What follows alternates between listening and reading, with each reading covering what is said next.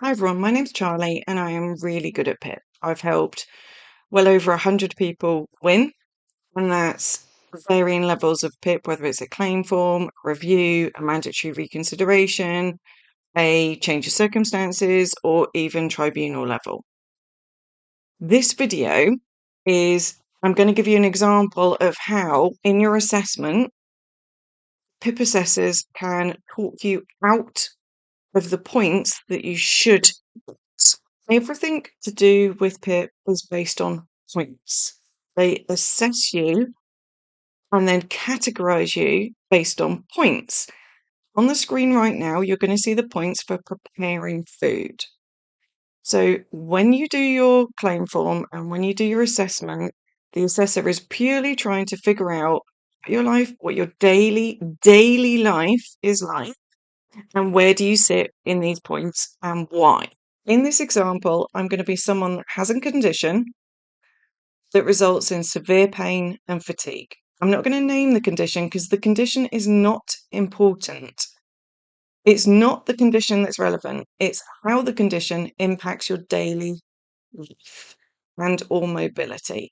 There's so much shit on social media that's all about conditions. It's not. It's not about the conditions. It's about how your daily life is impacted. So the person that I'm going to be suffers from severe pain and fatigue due to their condition. Okay? Brace yourself. Here we go. Are you able to prepare a basic meal? I don't do any cooking. My husband does it. Why does your husband need to do the cooking for you? Because I'm not able to do it. I'm too ill.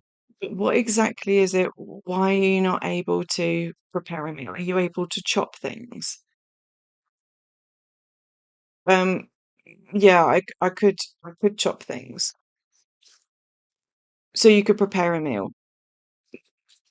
No, I don't do any cooking. I'm in too much pain. I'm not able to do it. Could you use a microwave? Well, I I suppose I could push the button on a microwave. So you could use a microwave. Well, I don't do meals. My husband does meals. But you could use a microwave. You'd be able to use a microwave. Well, yeah, yeah, I suppose I could. No, no, no. If you do not use a microwave in your normal daily life, do not agree to it. Do not agree to it. When they say to you, could you use a microwave? It's not if your life depended on it. Like, I could sit and push a button, right? I could sit and push a button on a microwave, but I am not safe. I am not safe. I decline as the day goes on. It's like 3 in the morning at the moment. I'm in too much pain. I can't sleep. So I'm talking to you.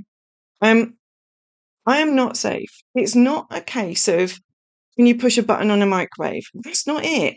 But think about it.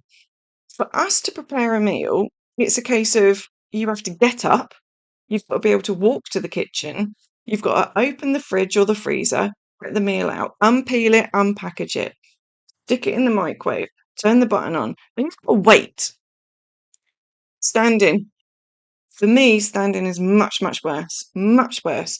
I don't know why, it's much worse. If you've got a chair in the kitchen, brilliant. Sitting. I need a chair with arms. Like, it's no good for me to sit on a stool or something like that. It just makes me worse. Then, when the microwave goes, you've got to unpop the door, then you've got to carry the hot stuff. For me, no, no. I'd rather not eat. Pass me a packet of biscuits. It's much safer. It's much safer.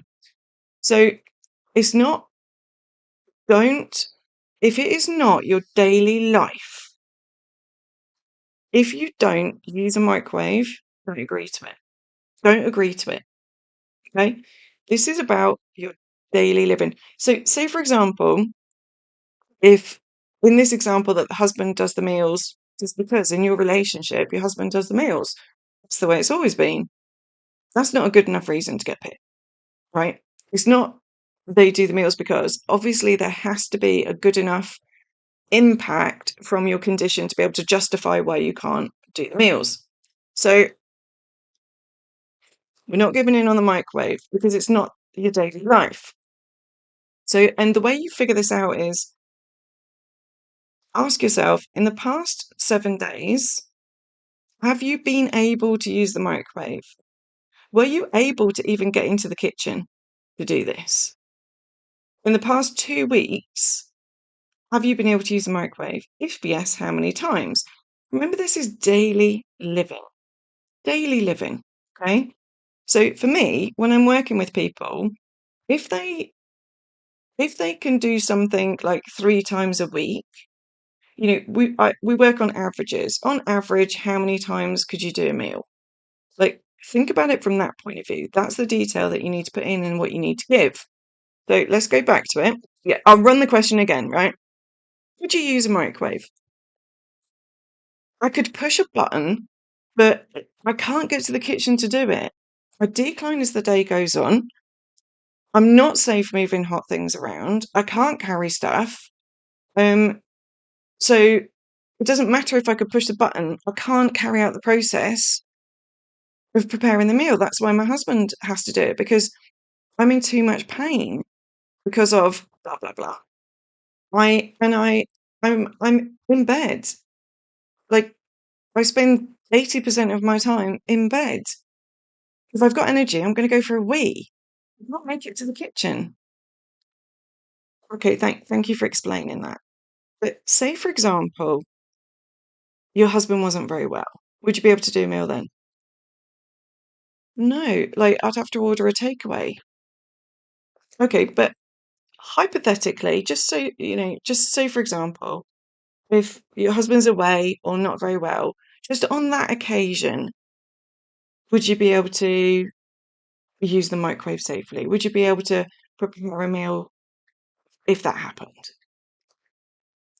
Well, but I'd just order a takeaway. Yeah, but could you forget about the takeaway for now? Could you, on that occasion, if your husband was away, could you prepare a meal on the rare, if that happened? Just say if it happened. Well, I don't know. It depends how I feel that day. But say you weren't feeling too bad that day, would you be able to do it? Well, I suppose, I could try. No, no, no. This is about daily living. If you do not prepare meals because of your condition, not because you're waited on you by a partner or family or whatever it is, it's got to be obviously because of your condition. Don't agree to it if it is not your daily life, right? If it's not your daily life, don't agree to it. You've got to stand your ground. A lot of people lose a lot of points here because they will, like, we're embarrassed. Like, none of us want to be in this situation. Those of us that are truly chronically ill, none of us want to be applying for this funding.